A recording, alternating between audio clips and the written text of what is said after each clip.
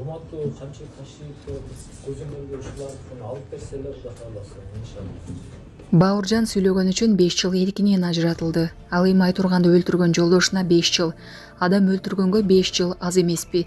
Бишкектин Октябрь райондук соту 25 жаштагы Айтурган Маматкулованын өлүмүнө байланыштуу жолдошун 5 жылга абакка кесип, 3 жылдык пробация менен эркиндикке чыгарды.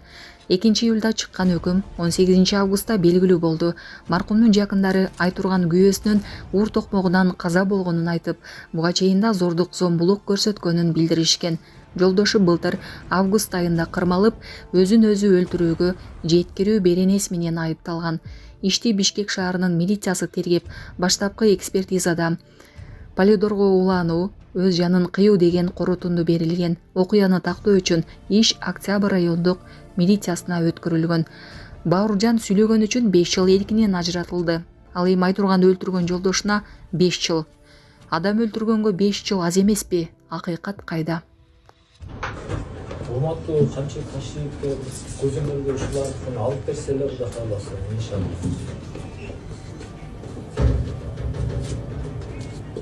Азыр баары акча менен эмес, мыйзам менен болуп калган. Буюрса. Жакшы оор келип атат Кудай кааласа. Бул баштагы беспредел Кудай кааласа. До конца барабыз скоро. Не переживай.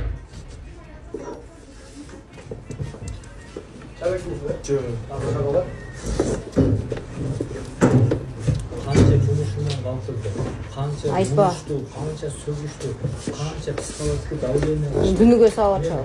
Буга чейин канча жумушун бүтүрөт. Ошол Эми менин моюма булар статья кой, мен кылбаган нерсени. Судимиз кылгысы келип атат. А мен өлүп барсам да албайм, буну кылган. Если соттон доказано болсо, мыйзам чегинде, прокуратурадан бардыгын анда көрсөтсүн мага. Мен өмүрүмдө андай нерсе кылган эмес. Бир жерде ультра касып, региональный розыгрышы бирдей жерде. Ничего буюрса баары жакшы болот.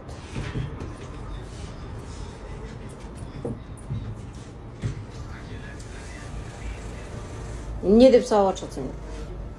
Мына спецназдар урду, ИВСтен урду, карантинге кирип келатканда СИЗОго кирген урду, күндө алчын. Эмнеге урат? Ошол неме анан мойнуңа аласың деп. Статьяны. А омбудсмендер жок белкен адамдын укугун корготуш? Келген жок. Мына ушул күнгө келип кече апам менен сен менен Кудайга шүгүр деп атам. Мына кайты Кудайым бар экен, мына жооптур айтты. Буюмдердин баарын алын. Эмнени? Буюмдердин буякта алып кеткен телефон. Менде запасной ключ бар эмес беле, ошондон чыгарып кеткен.